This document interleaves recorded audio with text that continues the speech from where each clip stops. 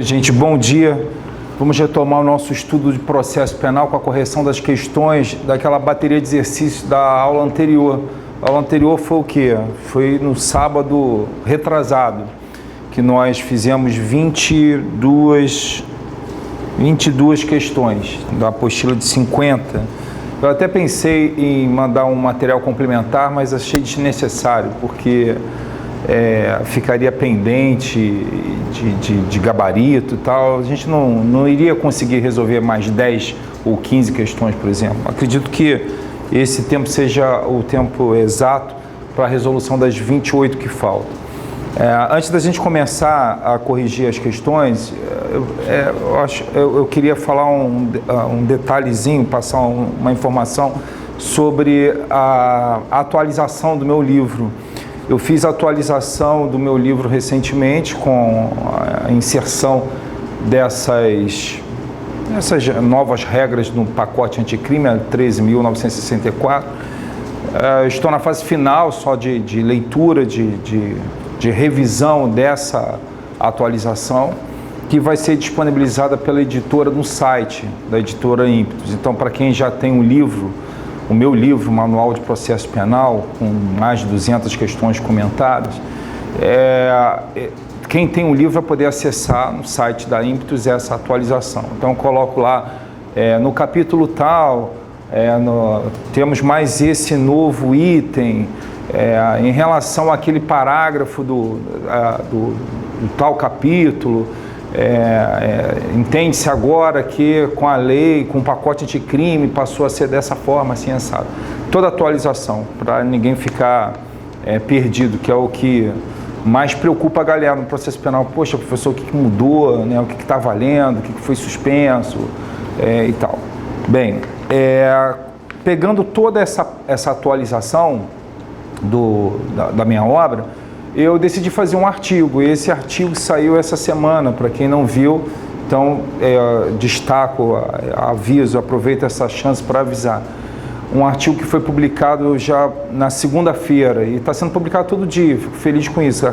Cada dia sai em uma página jurídica diferente, saiu no canal Ciências Criminais, saiu no portal Jurídico Investidura, no Cota Jurídica, e vai continuar saindo em outras páginas. Está lá também no Ius Navegante.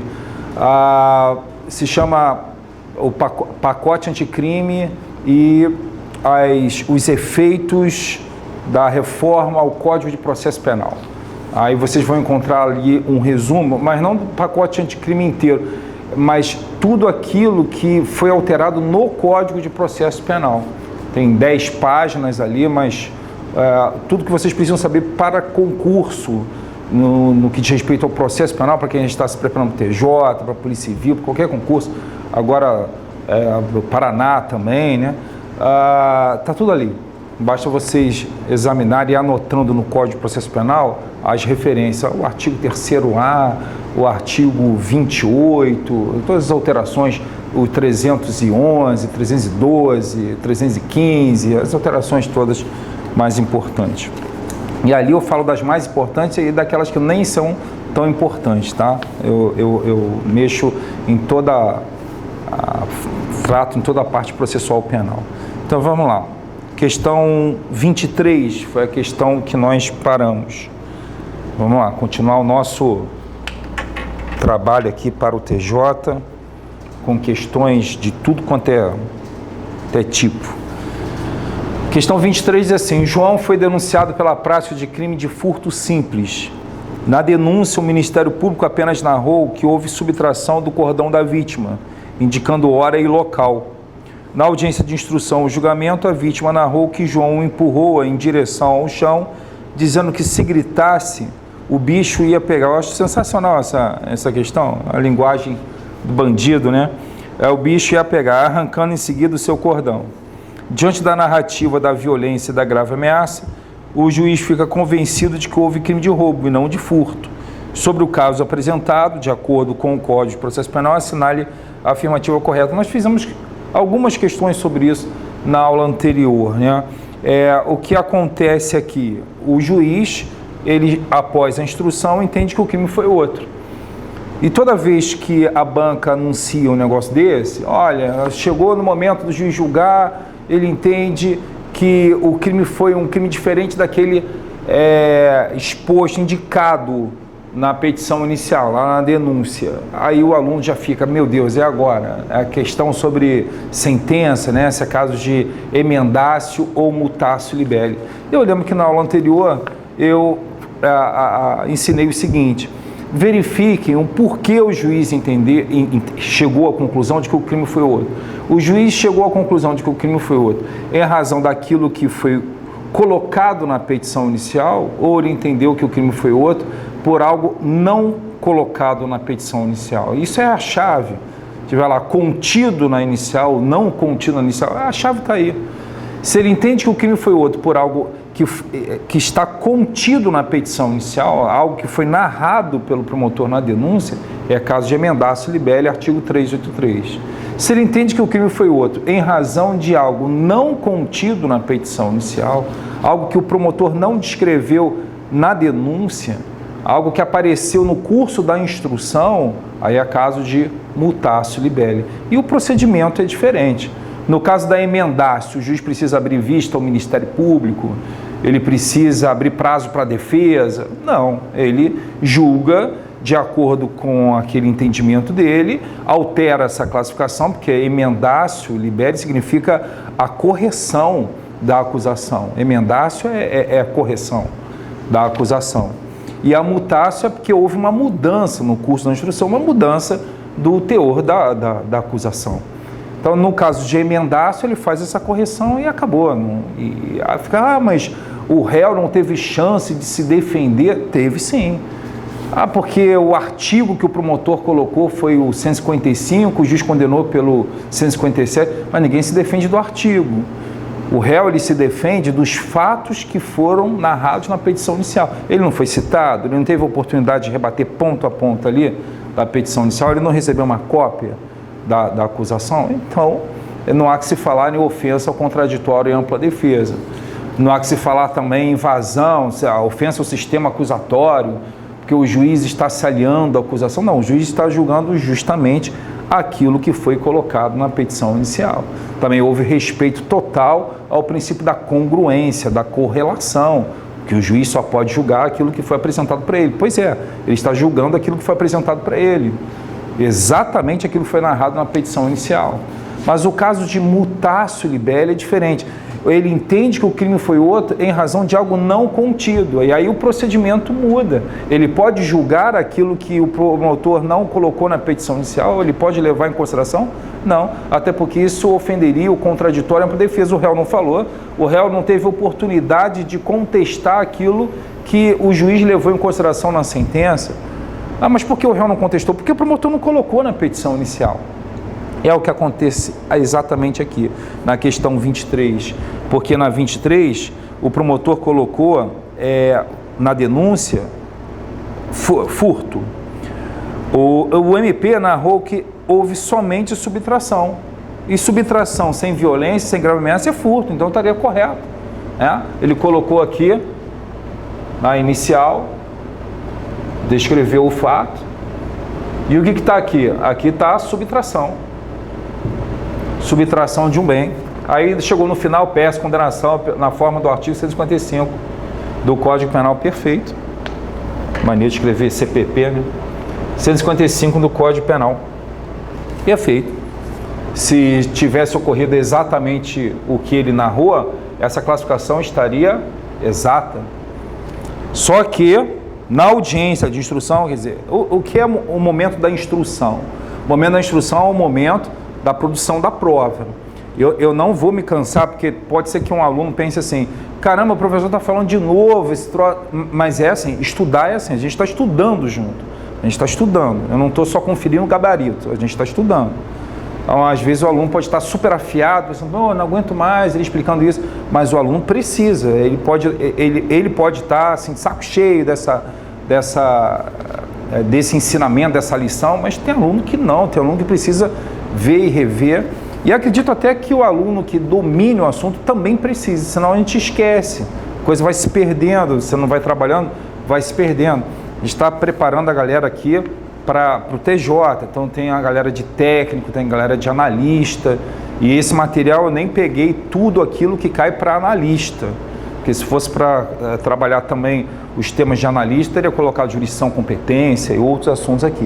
Então eu fiz uma apostila voltar para técnico. O pessoal de técnico não necessariamente tem formação em direito, muita gente não tem formação em direito, a maioria não tem formação em direito.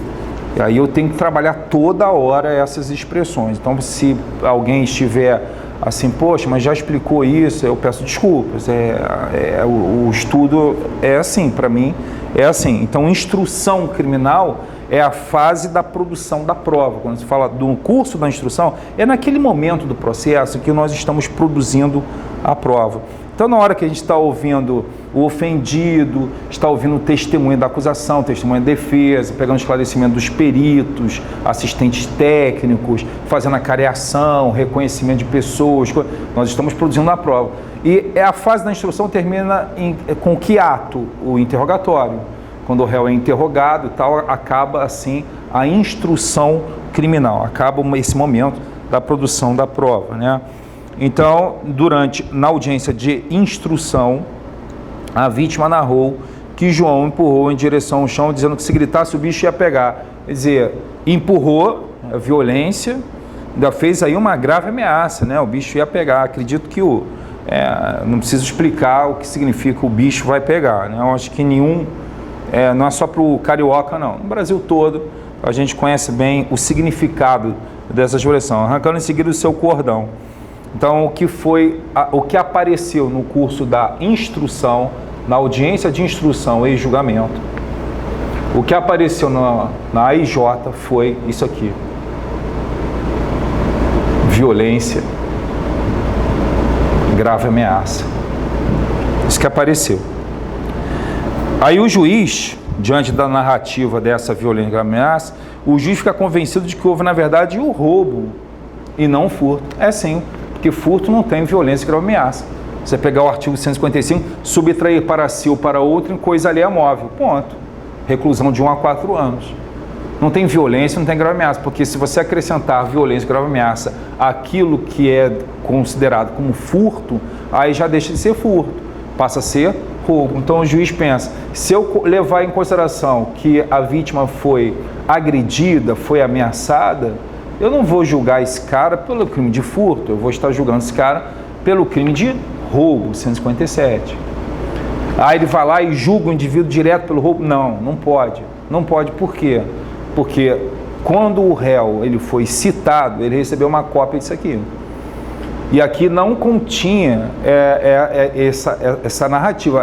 Aqui não estava narrada a violência, não estava narrada a grave ameaça. Então, o réu, ele se defendeu do que tinha sido narrado aqui. E ele rebateu tudo que estava aqui. Ele não rebateu violência ou grave ameaça, porque isso não tinha sido narrado. Agora que apareceu violência e grave ameaça. Então, o juiz não pode levar isso em consideração por ofensa ao contraditório ampla defesa, já que o réu não falou sobre isso. Ainda tem mais.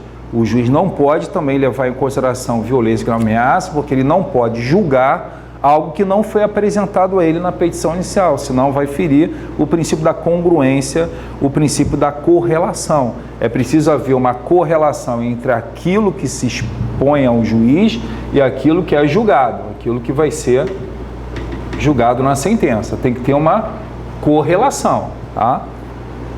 Eu vou julgar o que está aqui, o que foi narrado aqui.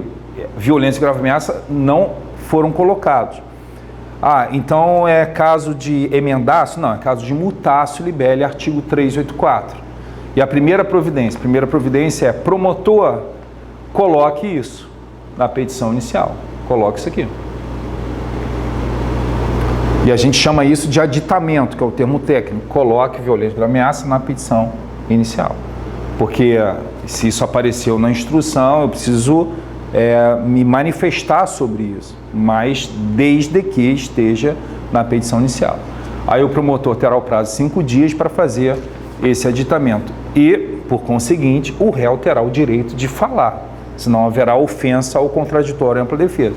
Então abre-se o prazo para o réu se manifestar sobre os termos do aditamento. Então agora a gente pode resolver tranquilamente a questão.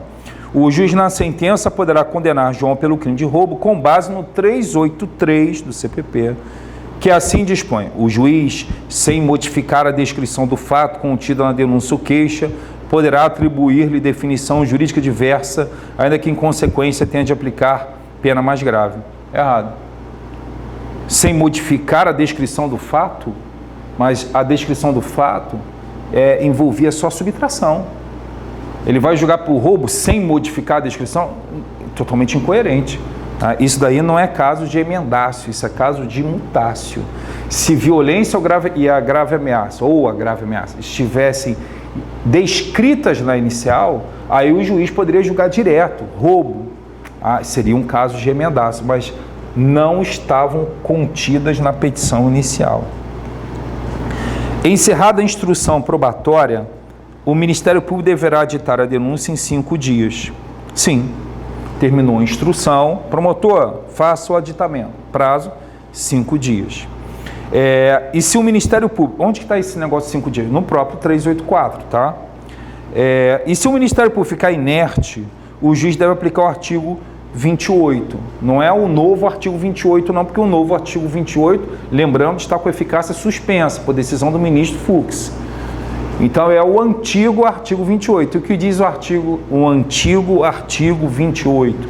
Ele diz que deve ser encaminhado ao Procurador-Geral de Justiça. Tá? Então, mas é o que? É jurisprudência esse negócio de encaminhar ao Procurador-Geral de Justiça? Não, era jurisprudência, era. Hoje, letra da lei. Desde 2008, quando houve a reforma ao Código de Processo Penal, incluíram lá na redação do 384 que, caso o promotor não faça o aditamento, o juiz deverá agir na forma do artigo 28. Então, aquilo que antes era uma solução jurisprudencial, em 2008 passou a ser uma solução da lei mesmo. Perfeito. Letra B. 23, letra B. Encerrada a instrução probatória, o Ministério Público deverá aditar a denúncia em 5 dias. Se o Ministério Público ficar inerte, o juiz poderá condenar João pelo crime de roubo, tendo em vista que a vítima narrou a agressão em juízo. A vítima narrou a agressão em juízo, ok. Mas isso não foi colocado na petição inicial. E aí, se o juiz levar em consideração, vai ferir a congruência, vai ferir a correlação. E outra, a vítima narrou em juízo, mas o réu não teve oportunidade de contestar isso. Por quê? Porque não constava na petição inicial. Quando foi aberto aquele prazo de 10 dias para apresentação de defesa, ele se defendeu de tudo que estava aqui. E violência e grave ameaça não constava, então ele não se defendeu. O juiz vai julgar direto, vai ferir o contraditório, vai ferir ampla defesa. E ainda tem mais. A vítima falou, mas essa prova ela tem que passar pelo contraditório. Essa coisa tem que ficar... O juiz pode até formar um convencimento sobre a existência dessa violência e grave ameaça, desde que passe pelo crivo do contraditório da ampla defesa. É questão que depende de prova, tá? Que o depoimento, já poderia o juiz se convencer pelo próprio depoimento da vítima? Sim, mas é necessário que o réu fale a respeito, senão é fácil formar convencimento de forma unilateral, é mole, né? É uma questão de prova, e toda prova passa pelo contraditório. O juiz poderá condenar João pelo crime de roubo, independentemente de qualquer providência, em homenagem ao princípio da verdade real. Não, ele não pode, pelos motivos já apresentados aqui várias vezes, ele não pode levar em consideração a violência ou grave ameaça, e o princípio da verdade real não tem nada a ver com isso. Tem nada a ver com isso. Em razão do princípio da verdade real, o juiz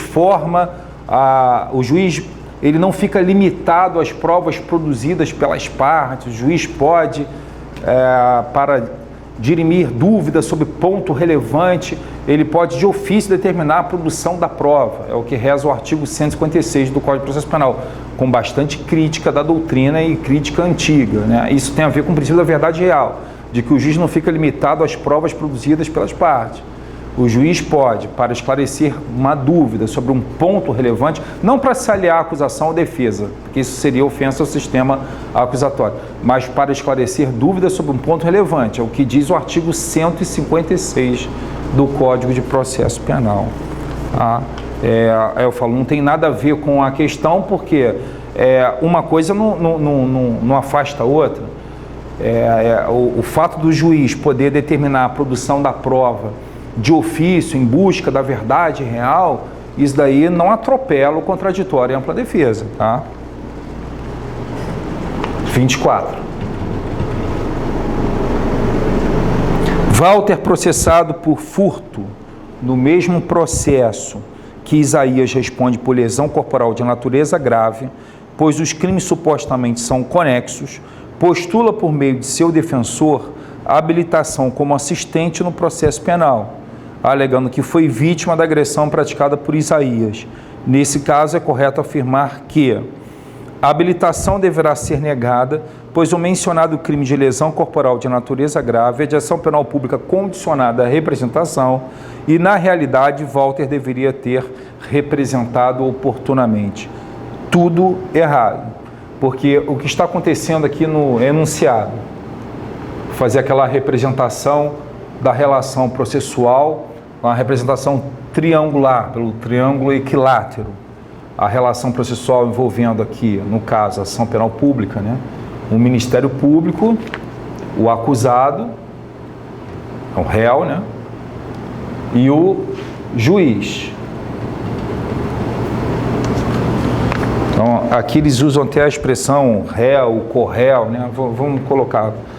Porque quando o promotor oferece denúncia, quando o ofendido oferece queixa, aquele indivíduo que está sendo imputado da prática de um fato delituoso, ele é o acusado. A partir do momento em que o juiz recebe essa acusação, ele é réu também. Ele é acusado e réu. Vamos colocar aqui o réu. Vai ficar até melhor, usando os termos do Código de Processo Penal, né? Como se fala do corréu. Bem, só que não tem só um réu. Nós temos dois acusados, dois réus. Você tem o réu e o corréu, o outro réu. Tá? E o que ele pretende fazer aqui? Ele pretende funcionar, esse outro réu, ele pretende funcionar como assistente. Porque o assistente, conforme reza o artigo 268, o assistente é o ofendido, que, querendo, entra no processo criminal, numa ação penal pública, no caso de crime de ação penal pública, ele entra no processo criminal para acusar também. Não é para ajudar o promotor, não, porque o promotor não precisa de ajuda. Fala assim, é para ajudar o promotor. Não, não precisa de ajuda, dispensa. Ele está ali acusando para ver para lutar pelos seus interesses, e que não necessariamente serão patrimoniais, não necessariamente para ver depois uma indenização, porque uma sentença condenatória no crime transitado e julgado, né, no crime, torna certa a obrigação de reparar prejuízo. Às vezes o interesse é patrimonial, às vezes o ofendido não tem só o interesse patrimonial ou nenhum interesse patrimonial, ele quer a justiça, ele está ali lutando por justiça, está junto, mas não para ajudar o MP, ele está ali para defender os seus interesses. E a história do enunciado é assim: um dos acusados quer funcionar como assistente para acusar o outro. É isso que ele diz, ó. Walter, processado do furto no mesmo processo que Isaías, ele quer funcionar como assistente. Aí tá, a habilitação deverá ser negada, pois o mencionado crime de lesão corporal de natureza grave de ação penal pública condicionada. Não é por isso. Aliás, o crime de furto,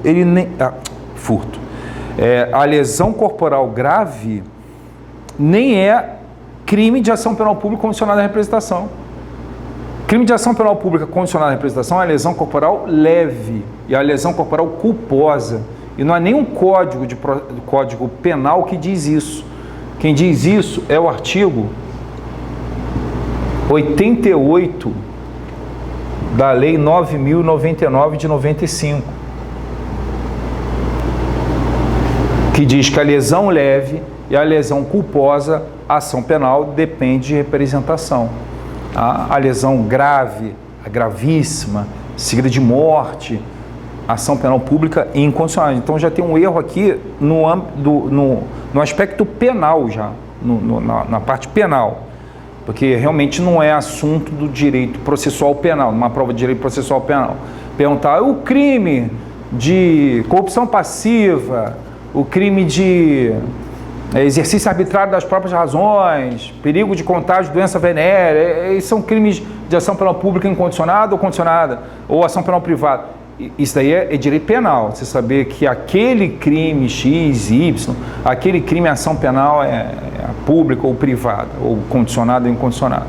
Mas vale a pena a gente anotar isso, né? A ação penal, a lesão corporal grave, ela é de ação penal pública incondicionada. Tá? E na realidade, Walter deveria ter representado oportunamente. Não tem representação, porque sendo pública incondicionada, independe da manifestação de vontade de quem quer que seja. Pode até ser apurado esse crime contra a vontade da vítima. Então, por que ele não poderia funcionar como assistente? Por causa do artigo 270. O 270 estabelece que o co-réu não pode funcionar como assistente. E eu acho até dispensável esse artigo 270, porque é óbvio, né? É óbvio que o outro réu, ele não pode fazer papel de assistente, porque esse processo viraria um circo, essa relação processual. O sujeito, ele seria réu e acusador ao mesmo tempo. Imagina, o promotor estaria em um determinado momento só acusando esse réu 2, metendo malho lá, pedindo a cabeça desse cara. Aí estaria se defendendo. Daqui a pouco, o promotor apontaria todos os canhões para o réu 1, falando, agora, no que diz respeito a fulano. Aí esse aqui diria, opa, agora eu quero passar para o outro lado, que eu quero funcionar como assistente. Funcionar como assistente é fazer papel de acusador. No mesmo processo, não rola, né? Não tem nem lógica isso, nem lógica. Vamos lá. A habilitação deverá ser deferida, pois se trata de infrações penais distintas. Nada a ver. A habilitação deverá ser deferida, pois o único critério para isso consiste em um habilitante ser o ofendido pelo delito. Não, ele precisa ser ofendido ou o representante legal, no caso de morte ou ausência, cônjuge, ascendente, descendente ou irmão, artigo 268, beleza? Esse é um dos critérios, mas tem um outro critério também, tem um outro requisito. Ele não pode ser réu naquele processo, né? Porque se ele for réu também, ele é ofendido, mas ele é réu também naquele... Não pode. A habilitação deverá ser negada, pois o co-réu, no mesmo processo, não pode intervir como assistente. Isso aí. Cadê?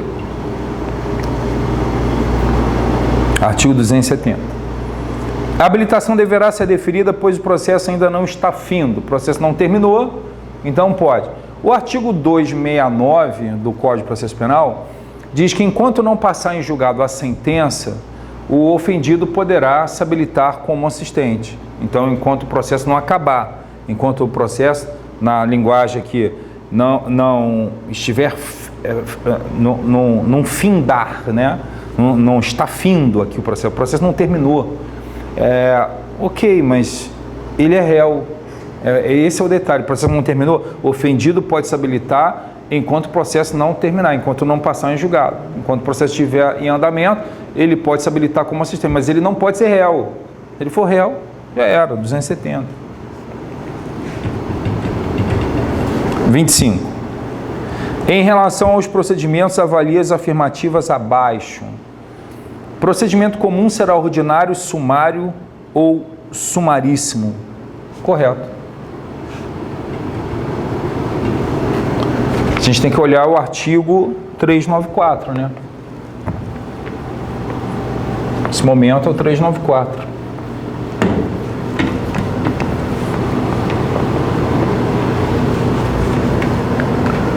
O 394 faz a classificação dos procedimentos. Diz que ele pode ser comum, como pode ser especial.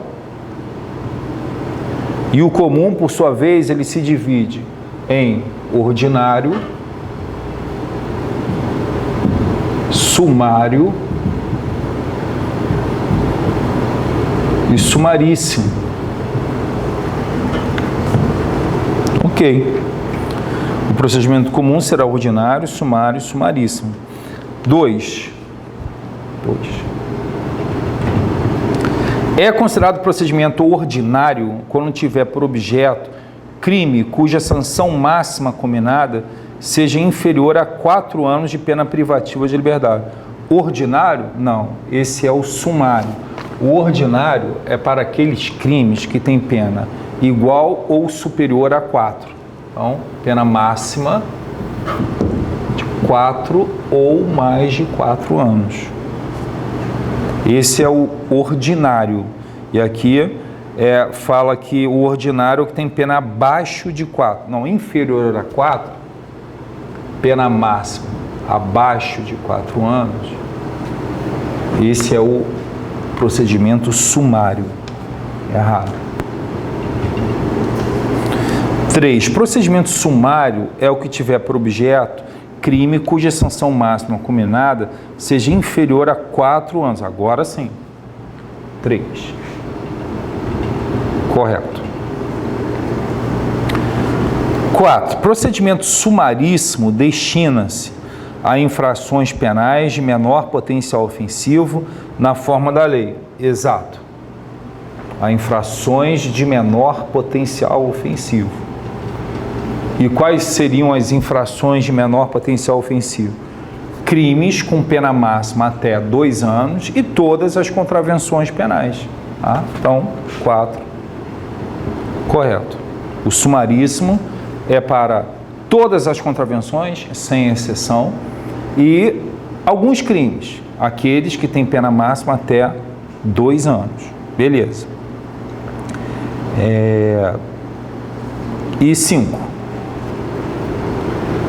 Detalhe, e onde que está isso, né? As infrações de menor potencial ofensivo são as contravenções e crimes com máxima até 2 anos, cumulado ou não com multa. Artigo 61 dessa lei aqui, da Lei 9.099 de 95. Esse artigo aqui, 61 da 9.099. Esse artigo que dá o conceito de infração de menor potencial ofensivo. 5. Aplicam-se subsidiariamente aos procedimentos especial, sumário e sumaríssimo as disposições dos procedimentos previstos em legislação extravagante. Não, errado. Nós vamos aplicar a todos os procedimentos, ao sumário, ao sumaríssimo, aos procedimentos classificados como os procedimentos especiais. Nós vamos aplicar na lacuna da lei, nós vamos aplicar o procedimento ordinário. O procedimento ordinário, ele é o procedimento padrão, ele é o mais cheio, ele é o mais completo. Então, ele vai servir de suporte aos outros. Ele vai ser aplicado subsidiariamente. Poxa, estou nesse procedimento aqui e o legislador, nesse procedimento, ele não tratou de determinado assunto e aí eu fico na mão, agora no silêncio da lei, o que eu faço, como é que a gente resolve? Procedimento ordinário, ele que vai resolver. O próprio artigo 394 diz isso, é o procedimento ordinário que vai dar o suporte para todos os outros. Ele é o tapa-buraco, tá? É o ordinário, o mais cheio, esse aqui. Ele vai dar todo o suporte, ele vai preencher o vazio nos outros, nos especiais, e na sumário e sumaríssimo. Só que tem um detalhe, ele diz assim, aplicam-se subsidiariamente aos procedimentos especial, sumário e sumaríssimo as disposições dos procedimentos previstos em legislação extravagante. Aí nada a ver. Deveria concluir assim, as disposições do procedimento ordinário. E o procedimento ordinário não é previsto em legislação extravagante. Legislação extravagante é aquela legislação que gira em torno do Código de Processo Penal. O procedimento ordinário ele está previsto no Código de Processo Penal, a começar ali pelo artigo 396. Então, o procedimento ordinário está junto do procedimento sumário até um determinado ponto no Código. Ele é tratado no Código de Processo. Se ele é tratado no Código de Processo Penal, ele não tem nada a ver com legislação extravagante. Agora, o procedimento sumaríssimo, esse aqui, ele é previsto em legislação extravagante. Qual? Lei 9.099 de 95. Essa é uma lei extravagante. É uma lei especial. É uma lei processual penal que não tem, que traz uma série de regras do direito processual penal e que são diferentes das regras contidas no Código de Processo Penal. Então, é uma legislação à parte, vem disciplinando um assunto à parte, tá? Então, tem muita gente que confunde, que pensa assim, o procedimento especial, ele é aquele previsto em lei especial, lei extravagante. E o procedimento comum, aquele previsto no Código de Processo Penal. Tudo errado, tá? Tudo errado pensar assim. O procedimento comum, eu já coloquei aqui no quadro, ordinário, sumário e sumaríssimo. Ordinário e sumário estão previstos no Código de Processo Penal. Tá? Mas não é por causa disso que ele é comum. O procedimento sumaríssimo, ele é um procedimento comum e previsto na Lei 9.099, em legislação extravagante. O procedimento do júri, ele está previsto no Código de Processo Penal, mas ele é um procedimento especial. Até 2008 ele era considerado comum, estranho pra caramba, eu falei isso na aula passada, né? Mas depois ele passou a ser considerado especial. O procedimento dos crimes do funcionário público, que pegou a galera de surpresa pro TJ, né? Porque a gente não estava contando com isso, para a Polícia Civil sim, mas para o TJ não. Não caiu no último concurso, não caiu nos últimos concursos do TJ, mas agora apareceu lá. Procedimento especial dos crimes do funcionário público, dos crimes funcionais, dos crimes praticados pelo funcionário público no exercício das funções ou em razão das funções. Ele é um procedimento especial. E ele está em lei especial, lei extravagante? Não, ele está no Código de Processo Penal. Então não confundam isso. Procedimento comum é do Código de Processo, procedimento especial está em lei especial. Nada a ver, nada a ver. Então, 5, errado. Somente a 1, a 3 e a 4. Letra C. Questão 26. De acordo com o texto expresso do artigo 397 do Código de Processo Penal, o juiz deverá absolver sumariamente o acusado no processo penal quando verificar. Comentamos a beça isso na aula passada. O velho truque de se fazer confusão entre os motivos para a rejeição da denúncia ou queixa com os motivos da absolvição sumária.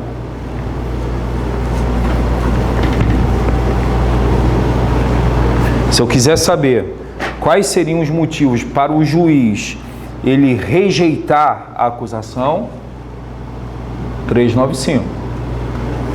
Ele se recusa a instaurar o processo. Ele não aceita a denúncia, ele não aceita a queixa. 395. Se eu quiser saber os motivos para o juiz absolver o réu antecipadamente, como assim antecipadamente? Antes da instrução criminal. O juiz ele se contenta com a resposta do réu. Tem lá a acusação, ele recebe a acusação, aí abre prazo para a defesa, porque é obrigado, né, já que o processo é regido pelo contraditório, abre o prazo para a resposta da defesa e com a resposta da defesa o juiz se dá por satisfeito, vou absolver esse cara. Estou convencido da inocência, então vou absolver direto. Não preciso nem partir para a instrução, ouvir a vítima, não precisa, já estou satisfeito. Por exemplo, esse cara reagiu em legítima defesa, estou convencido disso. Aí vem o 397, a absolvição sumária. Momentos diferentes, porque no procedimento ordinário, o juiz, ele recebe a denúncia, o queixa, e manda citar, citação, para que o réu apresente defesa no prazo de 10 dias. Isso é um procedimento ordinário, procedimento sumário, né? 10 dias. Aí o réu apresenta a defesa. Quando o réu apresenta a defesa,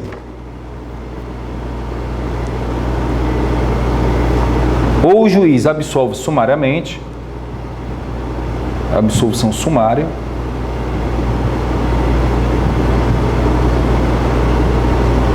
ou o juiz vai designar a audiência de instrução e julgamento.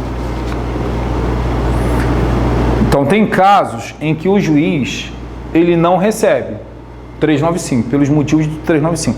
Petição inepta, ausência das condições da ação dos pressupostos processuais ou a falta de justa causa, não há um mínimo probatório que justifique a instauração do processo. 395.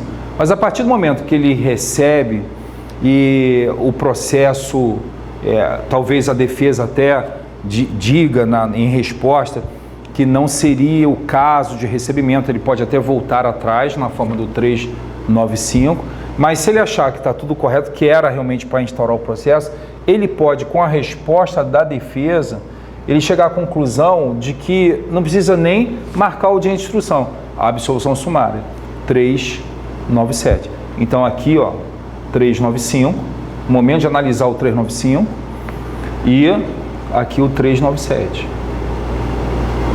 E se ele não se der por satisfeito com a resposta da defesa, aí ele vai para a audiência de instrução e julgamento. Então, repare, fala assim, o juiz deve absolver sumariamente, eles querem um 397. Extinta a punibilidade, ok. Causa da extinção da punibilidade é realmente motivo para absolvição sumária. Falta de justa causa para o exercício da ação penal, isso é rejeição, isso é 395. Que a denúncia é manifestamente inepta, isso é rejeição. Falta de condição para o exercício da ação penal, isso é rejeição também. E falta de pressuposto processual, rejeição. Então, mais uma vez, confundiu um 397 com um 395. A falta de justa causa para o exercício da ação é o 395, inciso 3. Denúncia manifestamente inepta, 395, inciso 1. E falta das condições da ação dos pressupostos processuais, na D e a E, 395, inciso 2. Agora, causa da extinção da punibilidade, 397, absolvição sumária. Então, letra A. Puxa, agora me ocorreu, eu esqueci de atender a um pedido do colega aqui trabalha conosco. As dúvidas que vocês forem mandando, eu vou responder logo depois do intervalo, tá? Porque ele achou melhor, eu concordo com ele, para reunir tudo, não ficar durante a aula. A gente vai durante a aula direto, qualquer dúvida vocês podem mandar para o chat aqui, e no intervalo eu vou dar uma olhadinha e já volto no intervalo com as respostas, com as soluções, se eu souber, claro, né? Tem que sempre dizer isso. Quem tem resposta para tudo em matéria jurídica, né? Ninguém. Espero que eu possa ajudá-los nas dúvidas. 27. No processo penal da competência do tribunal do júri, o juiz, ao receber a denúncia, ordenará a citação do acusado. Então a gente veio no mesmo embalo. A citação do acusado para responder à acusação no prazo de... Esse negócio do júri foi só para encher o saco. Porque nessa parte aqui, não tem diferença, não tem diferença. Agora eu falo, no júri, o cara, meu Deus, aí o procedimento especial agora matou, se fosse procedimento ordinário, mas aqui é igual. No processo de competência do júri, um procedimento especial, o juiz, ao receber a denúncia, vai mandar citar, claro, instaurou o processo, não vai avisar o réu que ele está sendo processado, tem que avisar. E o ato de comunicar ao réu sobre a existência de um processo, a gente chama de citação. Então, vai citar o acusado para responder a acusação. E qual o prazo? É o mesmo, 10 dias. Só que, como eu estou falando do júri, eu não vou citar o 396, porque o 396 fala dos procedimentos ordinário e sumário. Mas quando se trata do júri, é o 406. Mas o prazo é o mesmo, 10 dias. Tá? Letra B.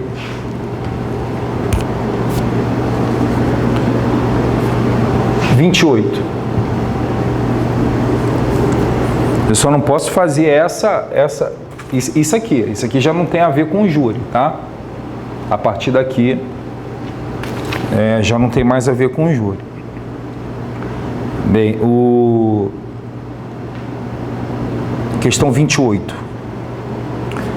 Em relação à instrução criminal, essa questão 27 é aquela questão que só cai na prova dos outros. Não fique contando com isso. Então se caiu na prova de oficial de justiça, lá em Santa Catarina, pode cair na minha. Não, isso só cai na prova dos outros. Questão muito fácil. A nossa vez é sempre mais complicado. Pensem assim, porque é verdade. 28. Em relação à instrução criminal, é correto afirmar que a denúncia será recebida mesmo quando faltar justa causa para o exercício da ação penal. Não. Se faltar justa causa para a ação penal, 395, inciso 3, aí o juiz rejeita. Ele rejeita. Mas se ele receber,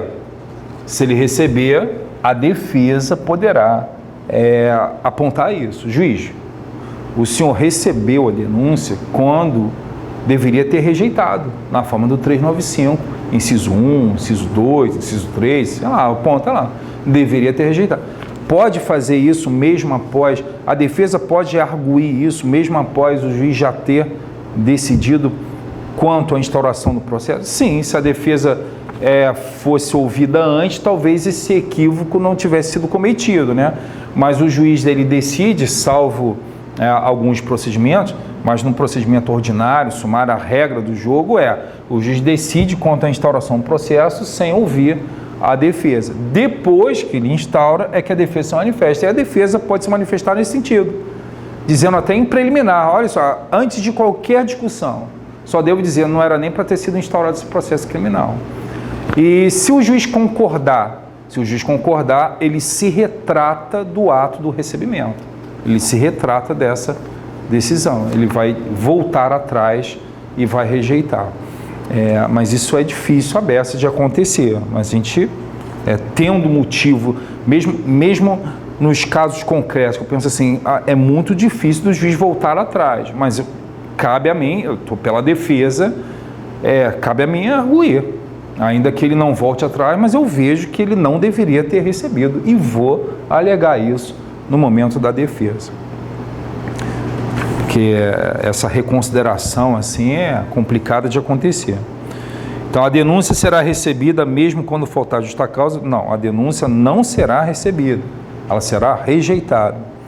O acusado na resposta à acusação poderá arguir apenas preliminares. Não, ele pode arguir tudo e mais um pouco. Nesse momento aqui, ele pode arguir tudo. Nem sempre vale a pena. Nem sempre. Às vezes o réu, ele é inocente. A Constituição diz que ele é inocente. Ele não precisa provar que ele é inocente. Inocente ele já é. Quem tem que provar a culpa é o acusador. Então o ônus da prova cabe a quem alega. O promotor está dizendo que aconteceu isso, que aconteceu aquilo. Ele está lá defensiva, claro, ele é a defesa, né? Não é réu. E ele é inocente.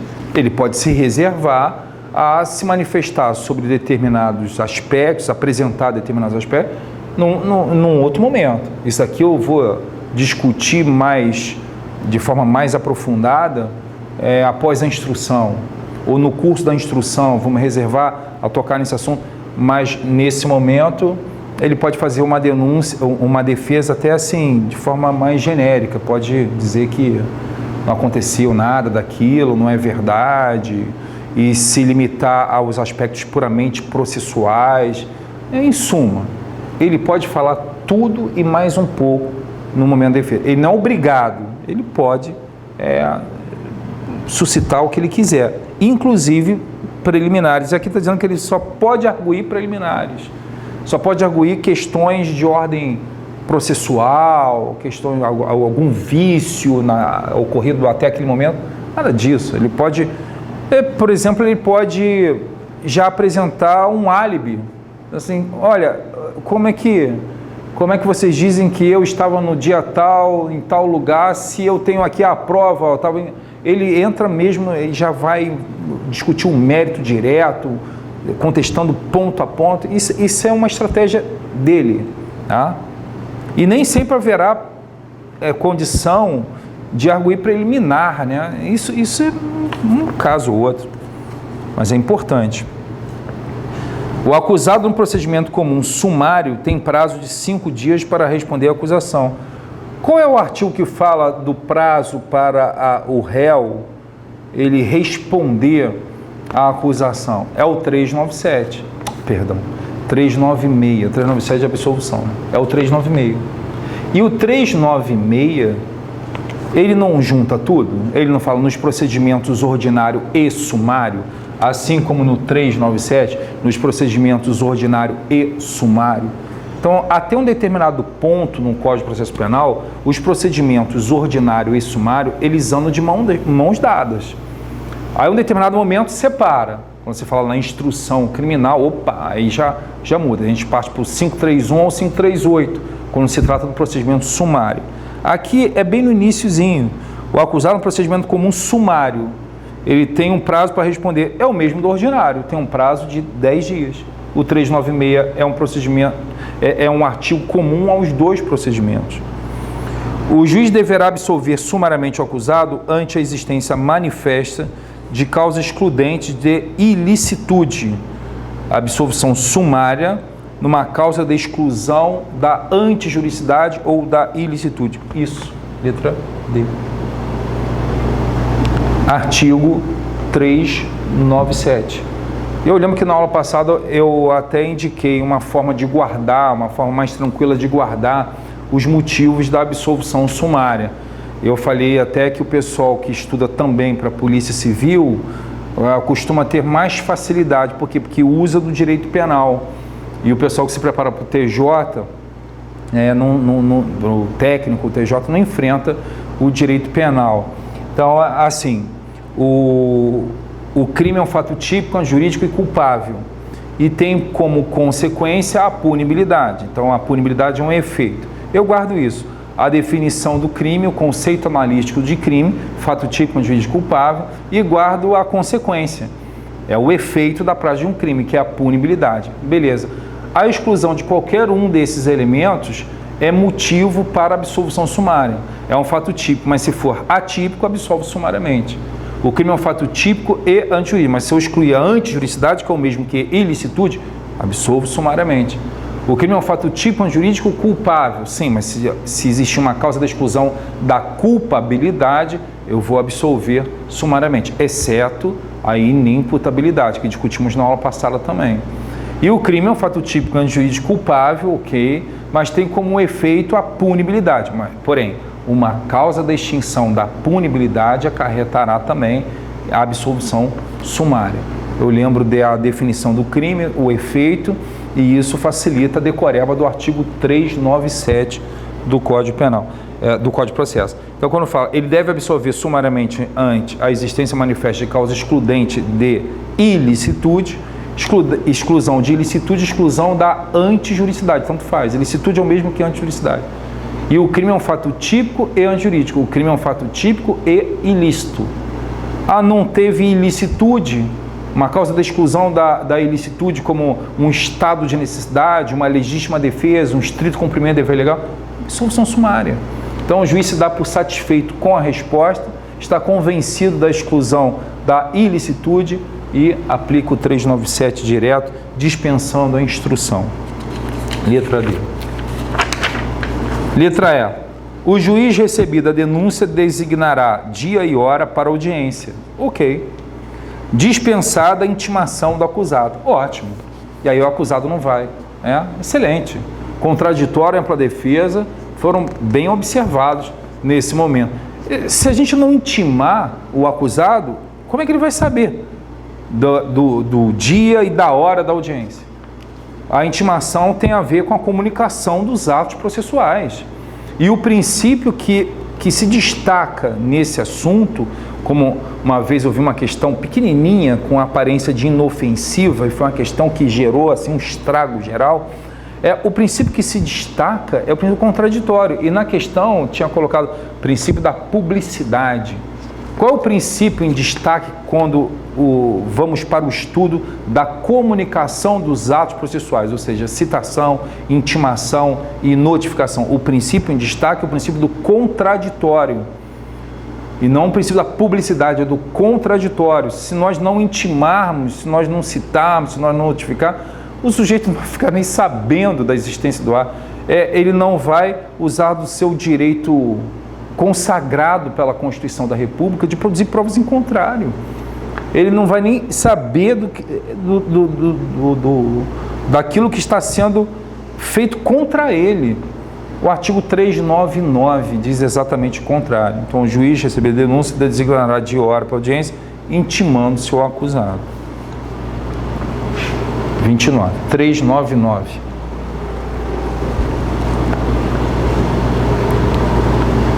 Questão 29 diz: representa a hipótese de legitimidade extraordinária concorrente no processo penal condenatório a legitimidade. Bem, ter legitimidade é ter autorização da lei para a prática de um ato. Então, se eu vou praticar um ato e eu não sou a pessoa autorizada à prática desse ato, o juiz vai, de uma forma técnica, ele vai responder que eu não possuo legitimidade. E a legitimidade para a propositura da ação penal, em regra, é do Ministério Público, porque quase todos os crimes, eles são apurados mediante uma acusação do promotor de justiça. Quase todos os processos criminais, eles são iniciados por intermédio de uma denúncia. E a denúncia é uma peça processual elaborada pelo Ministério Público. Então, eu vou dizer que, normalmente, na maioria dos casos, quem vai estar autorizado a promover a ação penal vai ser o Ministério Público. Então, a legitimidade, a autorização para a prática desse ato de promover a ação penal, a legitimidade, via de regra, é do Ministério Público. Então, o Ministério Público tem a legitimidade ordinária. Extraordinariamente, essa iniciativa será delegada ao particular. Então, é o que a gente chama de legitimidade extraordinária. E nós vamos delegar a iniciativa ao particular por dois motivos. Ou por causa do crime, porque o crime é X, é Y, é Z, por causa do crime, ou em razão de um fato. Fato esse, inércia do Ministério Público. É porque o MP, naquele crime de ação penal pública, o MP ele não fez nada, ele ficou inerte, ele não tomou nenhuma das medidas legais, ou seja, não denunciou, não pediu baixa, não pediu arquivamento. Aí o ofendido passará a ter legitimidade para promover a ação penal. Então, quando se fala aqui, representa hipóteses de legitimidade, legitimidade no sentido de autorização para praticar o ato, e o assunto aqui é ação penal, para promover a ação penal. Quem tem autorização para promover a ação penal de forma extraordinária, de forma excepcional, é o ofendido. O MP é como regra, a legitimidade não é extraordinária, é ordinária, é padrão. O ofendido que extraordinariamente poderá promover a ação penal, por aqueles motivos, né? Ou por causa do crime, ou por causa de um fato inércio do MP. Então, quando se fala legitimidade extraordinária, já vem logo à cabeça a ação penal privada. Pode ser exclusiva, por causa do crime, ou subsidiária, por causa do fato, mas é ação penal privada. Mas quando coloca assim, legitimidade extraordinária concorrente, aí eu afasto a hipótese da ação penal privada exclusiva. Eu já penso na ação penal privada subsidiária, porque na ação penal privada subsidiária é que haverá esse concurso. Como assim? Quando você fala em concurso, você indica mais de um, como nós estudamos em direito penal.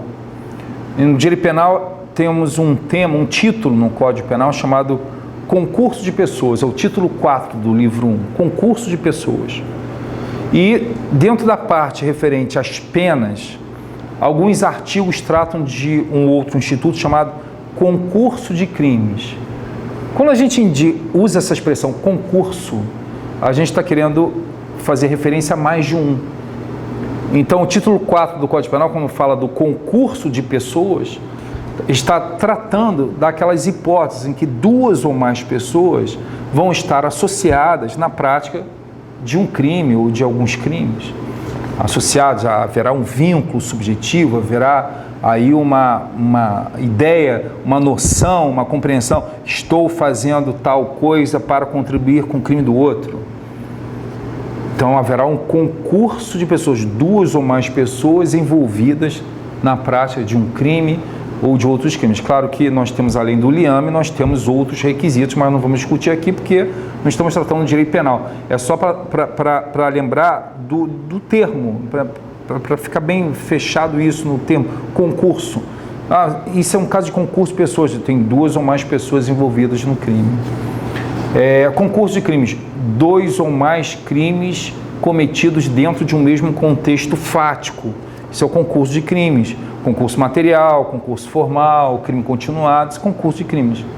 Então, quando você fala em legitimidade extraordinária concorrente, está dizendo que há um concurso em relação à legitimidade. Como assim? É porque a legitimidade ou vai ser, você fala assim,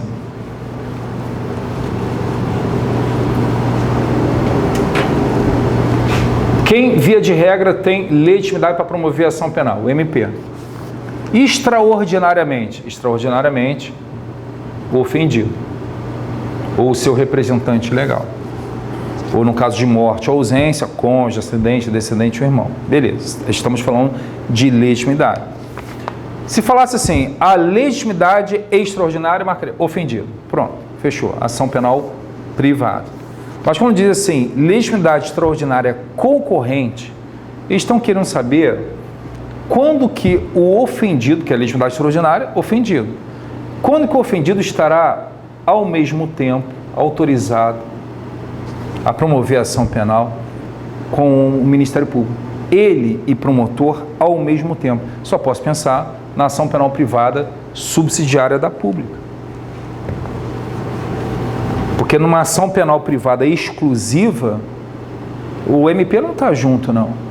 No sentido de poder promover a ação penal, ele vai funcionar como custos legis. Mas ele não vai ter aí legitimidade para promover a ação penal. Num crime de ação penal privada, o promotor oferece denúncia, o juiz vai dizer rejeito na forma do 395, inciso 2. Como assim? A ausência de uma das condições para o regular exercício de direito de ação. Qual seria a condição da ação? Legitimidade. Ele não tem legitimidade. O crime de ação penal privada. Como assim? Crime de ação penal privada ele oferece denúncia? Não pode. A legitimidade não é dele. A legitimidade é do ofendido, a legitimidade extraordinária. Mas em crime de ação penal pública, a legitimidade é do MP.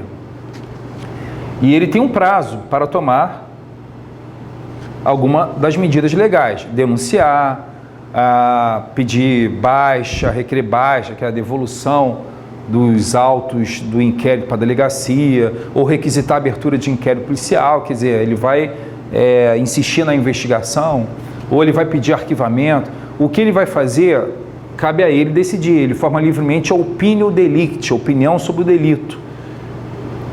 Mas ele tem que tomar atitude. E o artigo 46 impõe os prazos de 5 ou 15. 5 preso, 15 solto. Então vamos supor, com o indiciado solto, o promotor, 15 dias depois, não faz absolutamente nada.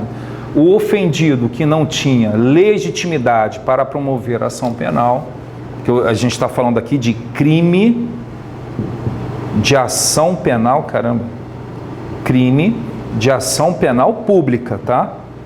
Crime de ação penal pública, a legitimidade do MP.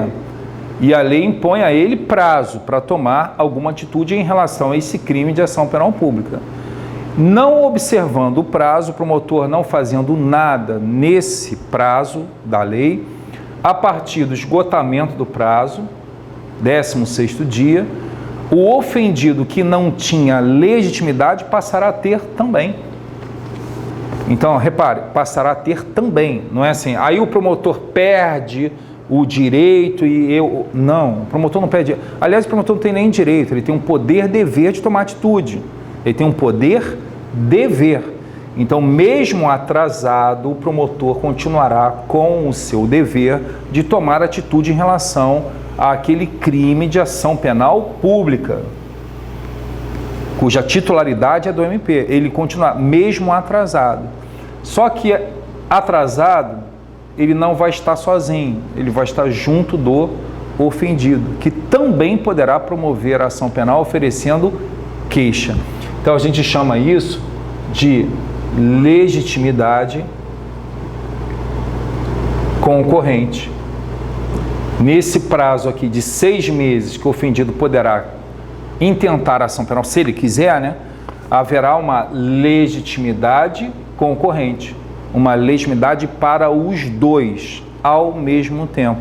Então, Temos a resposta já. No caso de legitimidade extraordinária concorrente, processo penal, a legitimidade é do ofendido na ação penal privada subsidiária. Letra A. Então eu gosto dessa questão por ela permitir que a gente fale bastante sobre legitimidade, sobre ação penal pública privada, consiga enxergar bem essa ideia da concorrência, do prazo de 6 meses, em que os dois poderão ao mesmo tempo intentar a ação penal. Eu gosto muito dessa questão, que é para o delegado aqui do Rio. Bem, questão 30.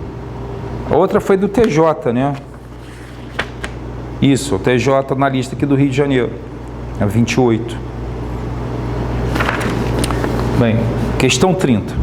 O juiz, ao proferir sentença condenatória, não precisa fundamentar a manutenção de prisão cautelar decretada no curso do feito. Ah, não, condenou, está preso.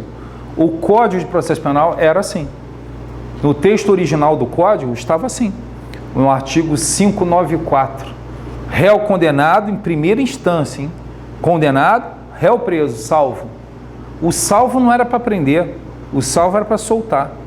Como se ocorresse naquele momento uma inversão completa ao princípio da presunção da inocência. Como se fosse assim, até a sentença em primeira instância, o réu seria presumidamente inocente. Mas condenado, pronto, ele é presumidamente culpado e aí o tratamento se invertia, preso. Enquanto presumidamente inocente, solto, como regra. Aí, condenado em primeira instância, presumidamente culpado, regra, prisão. O fim da picada, né? O fim da picada. Invertia-se a lógica e a Constituição muito clara ao dizer que enquanto não transitar uma sentença condenatória, enquanto não houver o trânsito julgado de uma sentença condenatória, a gente vai presumir o réu como inocente. E o tratamento adequado para inocente não é prisão. O tratamento adequado para inocente é a liberdade. Ah, mas o cara pode usar da liberdade para cometer mais crimes, para fugir, para destruir provas. Não, aí esses princípios eles não têm caráter absoluto. O sujeito vai responder em liberdade em qualquer situação? Não. Se ele der motivo para ser preso, a gente vai abrir exceção. Ele vai continuar na condição de inocente, mas preso por necessidade. Ele deu motivo para ser. Ele ficaria em liberdade, mas ele deu motivo para ser preso. E essa prisão não é uma forma de antecipação da pena. Essa prisão é por necessidade, já que ele deu motivo para isso. Então, mesmo quando condenado em primeira instância, tem lá a condenação, talvez por um crime hediondo, a pena de 1 milhão de anos, ele só vai ser preso se essa prisão for necessária. Então, o 594 a gente já dizia que era um dispositivo inconstitucional, aliás, que não tinha sido recepcionado pela atual Constituição, que o Código de Processo Penal é um código de 1941 e a Constituição de 88 não recepcionou dispositivos como esse antigo 594, que trazia a figura nojenta da prisão automática. Condenado está preso, prisão automática. O juiz bateu o martelo, condenou, preso, salvo. Salvo uma ova, salvo para prender, não para soltar. Então esse artigo a gente dizia, não foi recepcionado pela atual Constituição. E o legislador, ele comungou a jurisprudência, a doutrina, todos comungaram dessa opinião, e o legislador foi lá em 2008 e revogou o artigo 594. Revogou. O legislador ainda dizia no 595 que o julgamento do recurso, a apelação interposta pelo réu condenado, ela só seria recebida, ela só seria aceita se o réu fosse recolhido ao cárcere. Então, assim, fui condenado. Poxa, posso apelar? Posso apelar. Mas condenado, em primeira instância, tem que ser preso. E o meu recurso de apelação só vai ser julgado se eu estiver preso. Porque se eu fosse condenado e fugisse, dizendo para o meu advogado, olha, eu vou me esconder, mas enquanto isso, apela, tenta virar o jogo, o tribunal não ia receber. O juiz não ia aceitar esse recurso. Por quê? Porque era uma das condições recursais, o recolhimento ao cárcere, o fim da picada, né? O promotor poderia recorrer em qualquer situação. Como é que fica a isonomia no processo penal? Não só o princípio da presunção da inocência, a isonomia, o tratamento igualitário às partes. O promotor recorre de qualquer maneira, mas o réu não, só preso. É o fim da picada. Não, se o promotor fosse preso também, eu acho que a gente ficaria, pelo menos diminuiria esse absurdo, né? O promotor vai apelar da sentença absolutória recolhida ao cárcere também. Seria até engraçado, né? Seria sensacional. Um absurdo desse nível. Então vamos lá. É uma brincadeira de mau gosto, né? Esse 594 já era, tá? Hoje é o 387 que diz qual é a regra do jogo. 387, parágrafo 1º. O 387, parágrafo 1º, diz que o juiz pode decretar a prisão preventiva se presentes os requisitos que autorizam. 312. Quais são os motivos que devem ser apresentados pelo juiz para decretar a prisão? Aí, 312 do CPP. Tem que demonstrar o fumus boniuris e o periculum in mora. A possibilidade maior de condenação no final do processo, de prisão no final do processo, e a necessidade da prisão. Tá?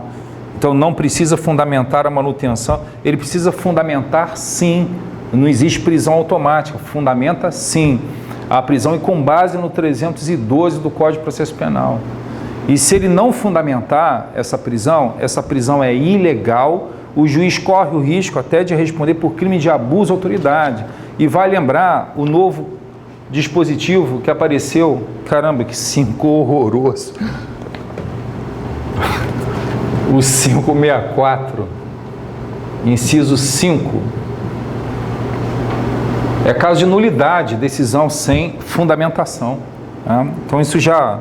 Uma coisa puxa a outra, né? Já fala da prisão automática, eu lembro de 594 foi revogado, aí cedeu o espaço para o 387, o 387 em 2008, que tinha um parágrafo único que dizia, não, o juiz precisa fundamentar a prisão, havendo necessidade, a prisão preventiva. Hoje virou parágrafo primeiro, porque acrescentaram mais um parágrafo, deixou de ser único, virou parágrafo primeiro. Isso me lembra o 564, isso me lembra também o 315 agora, com o pacote anticrime, que fala que nós não vamos considerar fundamentada a decisão com expressões genéricas e tal. Então ele precisa fundamentar, claro. Aliás, todas as decisões judiciais precisam ser fundamentadas, principalmente essa, que leva o sujeito ao cárcere, né? Pode decretar a prisão preventiva e condicionar o recebimento de apelação ou recolhimento do acusado à prisão. Isso eu já comentei, já antecipei a letra B. De que ele vai condicionar o recebimento da apelação, o 595 foi revogado.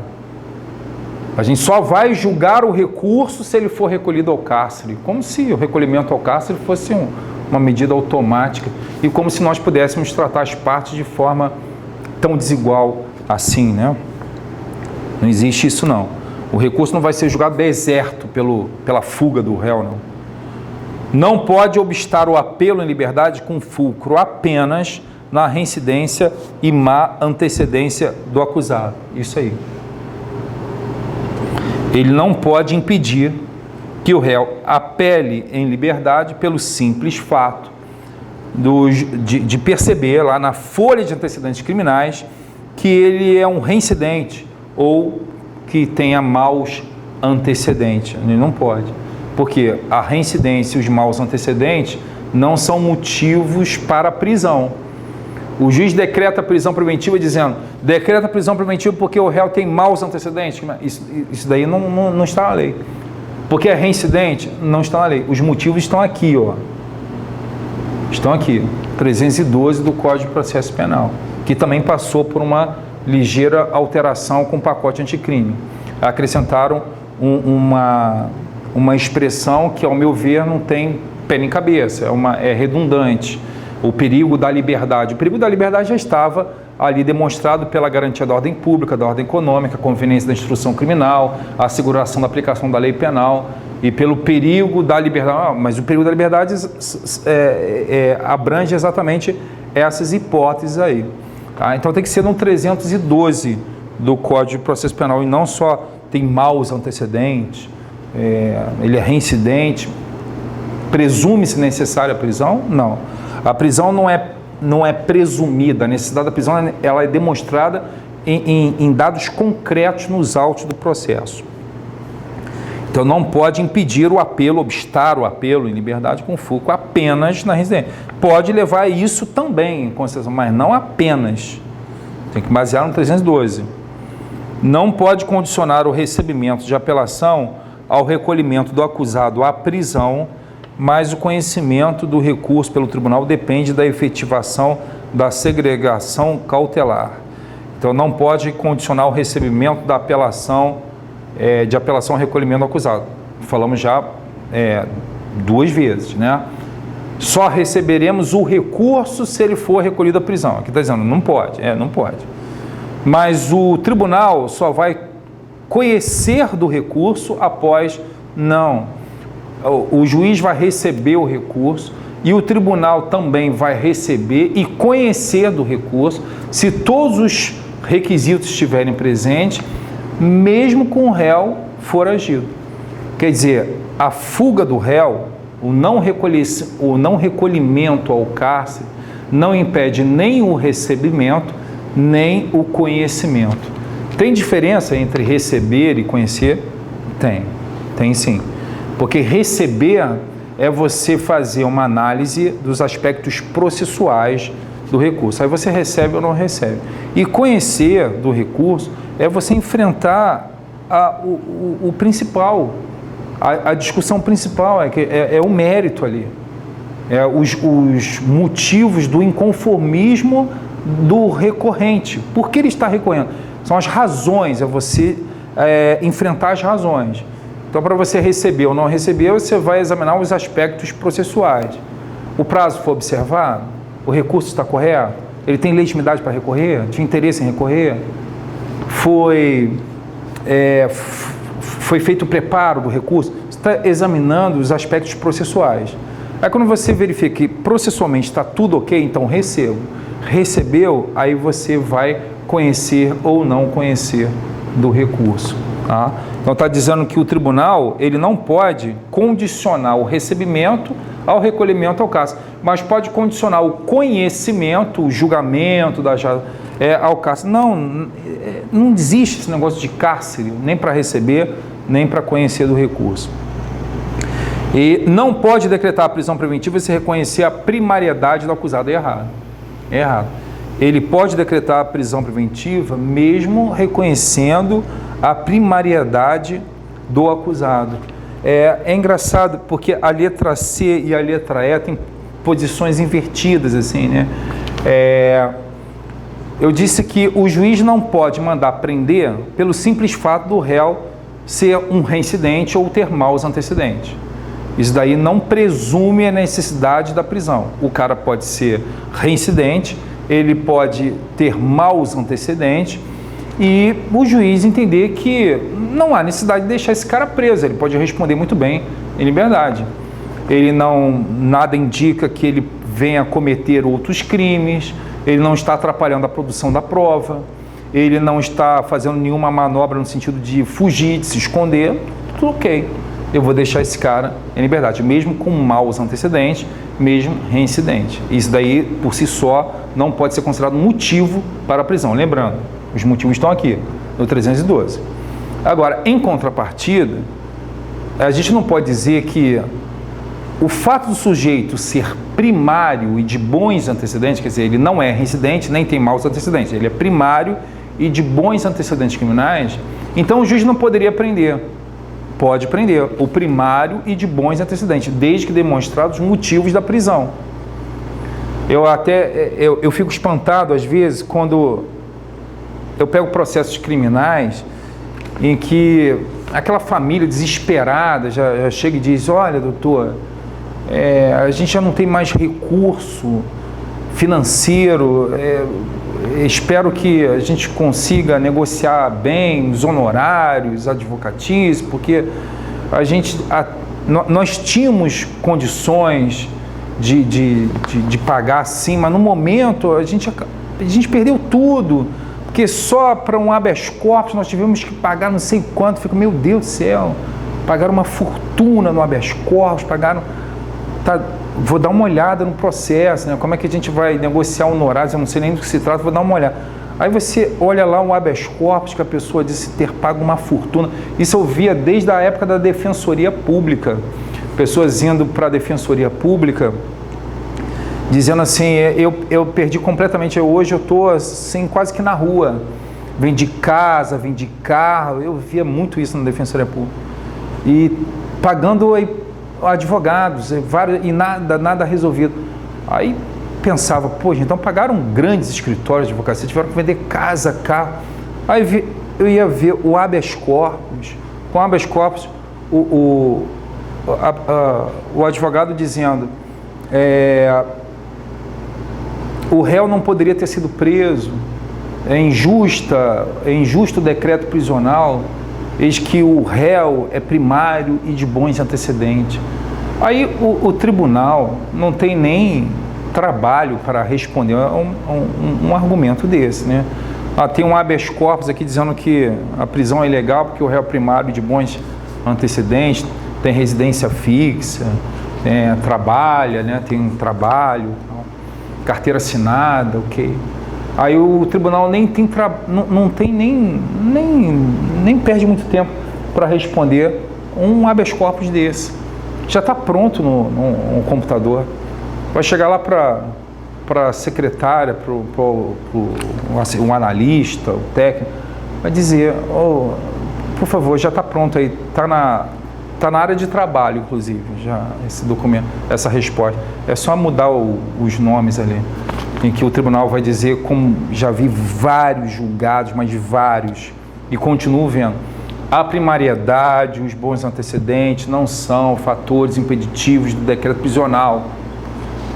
Se presentes os pressupostos, requisitos que autorizam prisão preventiva.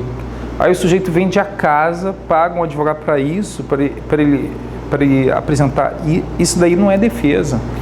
É tão absurdo quanto a prisão decretada porque o réu é reincidente. A prisão foi decretada porque o réu tem maus antecedentes. É um absurdo pensar. E fazem direto, tá?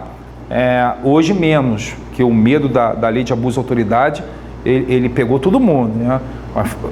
Mas acontece. Decretar a prisão por quê? Porque ele tem maus antecedentes. Isso não é motivo, é um absurdo, né?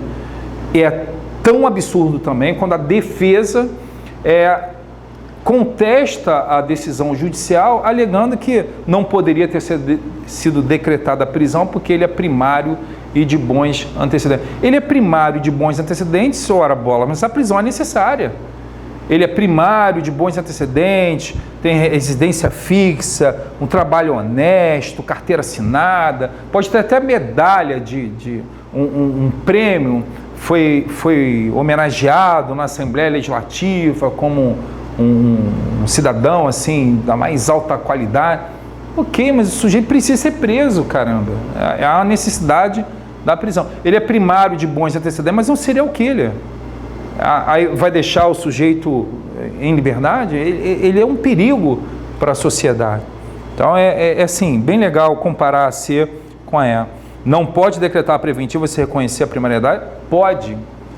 E deve decretar se for necessária essa prisão. Não é necessário prender? O sujeito não coloca em risco a sociedade, o sujeito não está destruindo prova, está intimidando testemunha, então vai prender, mesmo sendo primário e de bons antecedentes criminais. 31. A respeito do inquérito policial, assinale a opção correta. O inquérito policial poderá ser iniciado apenas com base em denúncia anônima, que indique a ocorrência do fato criminoso e a sua provável autoria, ainda que sem a verificação prévia da procedência das informações. O inquérito policial poderá ser iniciado apenas com base em denúncia anônima? Não. Mesmo seguindo, não preciso nem usar da jurisprudência, não. Só o código, letra fria do Código de Processo Penal.